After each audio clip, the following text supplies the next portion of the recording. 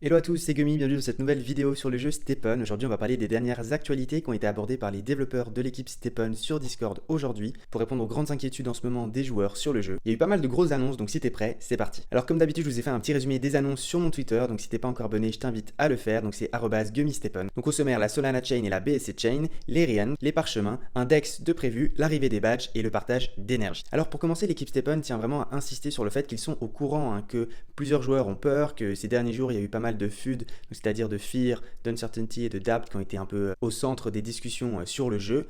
Ils disent qu'ils sont en train de monitorer en fait la situation vraiment en temps réel, en background, où ils font tout leur maximum vraiment pour que le projet n'y tienne la route. Alors ils nous disent vraiment que leur vision à long terme c'est de créer tout un métaverse avec plusieurs realms comme on dit, donc c'est des sortes de serveurs, donc je vous ferai une vidéo vraiment dédiée dessus dans les prochains jours, mais si on aborde déjà les points clés, en fait ce sera comme des serveurs par exemple sur Minecraft ou bien sur d'autres jeux, où il y aura justement les mêmes principes de base du jeu Stephen, donc on utilisera nos chaussures pour aller marcher et puis gagner des tokens, mais il pourra avoir certaines particularités dans chaque realms. Il précise bien en fait que les realms ne sont pas les chains, qui sont par exemple Solana et la Binance Smart Chain.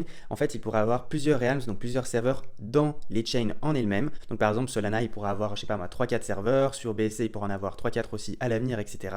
Et puis en fait, ces realms, ils seront en fait prévus pour faire des partenariats avec des grandes marques ou bien des grandes entreprises. Par exemple, il pourra avoir un serveur en partenariat avec Adidas, où on pourrait courir avec des chaussures Adidas, gagner peut-être un token en plus, des jetons en plus, des nouvelles mécaniques, etc. exclusives propres à ce serveur. Et en fait, tous ces realms, tous ces serveurs, ils sont vraiment interconnectés dans l'enceinte de Stephen, où ce sera vraiment un univers en soi, en Web.3. Et en fait, les choses qui seront en commun entre tous ces serveurs-là, ce sera la valeur du GMT, qui est pour rappel le token de gouvernance du jeu, et puis le partage des énergies. Le seul truc qui sera indépendant de chaque serveur, ce sera en fait la valeur propre du GST. Donc c'est ce qu'on a déjà actuellement avec la Solana Chain et puis la BSC, où on peut voir des valeurs très différentes de GST sur l'une et sur l'autre. Alors oui, c'est vrai, on a vu que le cours du GST a baissé ces derniers jours. D'ailleurs, je t'invite à regarder ma dernière vidéo sur le sujet. Les développeurs nous rassurent en fait du fait qu'ils n'ont pas du tout abandonné la chain Solana, c'est d'ailleurs le berceau un peu du jeu par lequel il a commencé. Ils prévoient même des nouvelles mécaniques en plus de gagner du GST à l'avenir et en plus de gagner du GMT, donc ils seront prochainement divulgués ou rendus disponibles afin justement que le réseau Solana redevienne un peu plus excitant qu'il ne l'est actuellement. Alors même si actuellement c'est plus intéressant, en tout cas pour les gros joueurs, d'aller marcher sur la BSC Chain,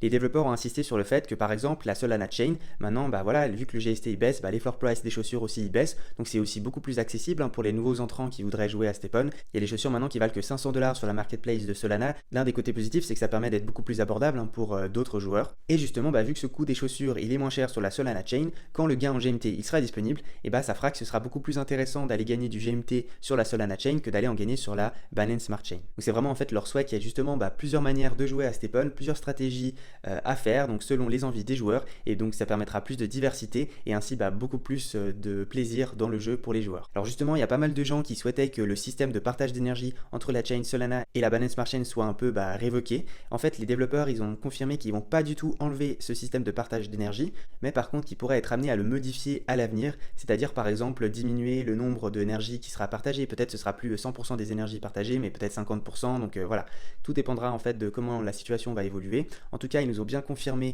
encore une fois aujourd'hui qu'ils n'allaient pas y toucher pendant le mois qui vient, donc pendant un mois encore les énergies seront partagées à 100% entre la Solana Chain et la Binance Smart Chain. Alors juste avant de continuer mon petit avis là-dessus, alors c'est sûr qu'on peut voir les gros joueurs, dont moi aussi je fais partie, faut pas se mentir, qui justement gagnent beaucoup d'argent sur la Binance Smart Chain. Bon après il faut aussi se rappeler que c'est des joueurs qui ont soit investi beaucoup plus de capital, soit qui ont commencé beaucoup plus tôt dans l'aventure. Moi par exemple ça fait 2 mois que je joue à Stephen, donc j'ai eu le temps de réinvestir mes investissements, etc. Et puis c'était bien avant la chute du monde des cryptos qu'on a eu récemment. Donc voilà, ça a permis quand même d'avoir pas mal de chaussures dans ses inventaires. Et puis il faut quand même se rappeler que on est quand même assez gagnant, que ce soit sur la Binance Smart Chain ou la Solana Chain. C'est sûr c'est plus ou moins gagnant selon le niveau qu'on a actuellement dans le jeu. Mais en tout cas pour un bear market, il faut quand même relativiser et se dire que Stephen ça reste une superbe opportunité pour générer des profits, en plus pour générer des bonnes habitudes sportives, etc. Donc voilà, c'était juste un petit disclaimer pour rappeler qu'il y a quand même des points positifs au jeu Stephen, même actuellement en bear market. Une autre très très grosse annonce que Stephen a dévoilée aujourd'hui, c'est qu'ils prévoient de lancer leur DEX multi-chain. Donc pour ceux qui ne seraient pas familiers avec ce mot, ça veut dire Decentralized Exchange. En gros, ce sera simplement un moyen de convertir des crypto-monnaies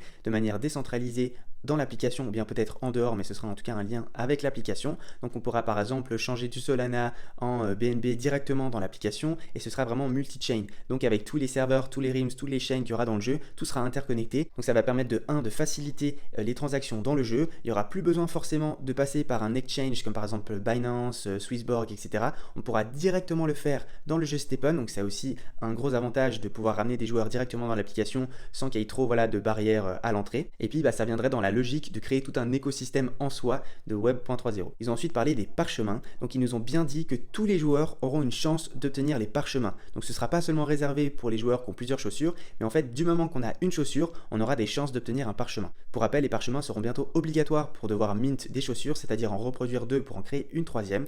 Et puis ce sera en fait selon le nombre d'énergie qu'on aura consommé lors de nos runs, lors de nos marches quotidiennes. Les parchemins seront probablement obtenus dans les mystery box, c'est encore en réflexion, mais c'est plus ou moins sûr à présent. Alors là, il y en a peut-être qui vont se dire, mais voilà, moi j'ai qu'une chaussure, comment je vais obtenir des mystery box pour obtenir des parchemins? Alors ils ont bien insisté qu'ils sont en train de redévelopper en fait les mécaniques du jeu, que probablement la mécanique des mystery box pourrait être revue, et du coup j'estime que peut-être on pourrait obtenir des mystery box plus facilement dans l'avenir, donc peut-être même avec une chaussure on pourrait déjà en obtenir certaines. Et du coup ça permettrait d'obtenir ces parchemins pour les joueurs même débutants. Alors ils ont plus ou moins confirmé que les parchemins seront disponibles dans la marketplace, donc voilà, peut-être que ça va pas freiner ce problème des fermes de mint. Après il faudra voir à quel prix ils seront listés sur la marketplace, mais voilà, en tout cas je vous tiendrai informé une fois qu'on aura plus d'infos sur le sujet. Ensuite, STEPN a annoncé l'arrivée en fait des badges très prochainement dans l'application. Il faut savoir qu'il y a un event en fait en partenariat entre STEPN et CoinMarketCap. Si jamais, pour ceux qui connaissent pas, c'est un site justement qui liste toutes les valeurs des crypto-monnaies, etc. Et justement, ce sera en fait l'occasion de dévoiler les premiers badges de STEPN. Donc, ou par exemple, si on a atteint un certain seuil, donc par exemple, je sais pas, on a fait 10 km sur STEPN, on pourra obtenir le badge des 10 km.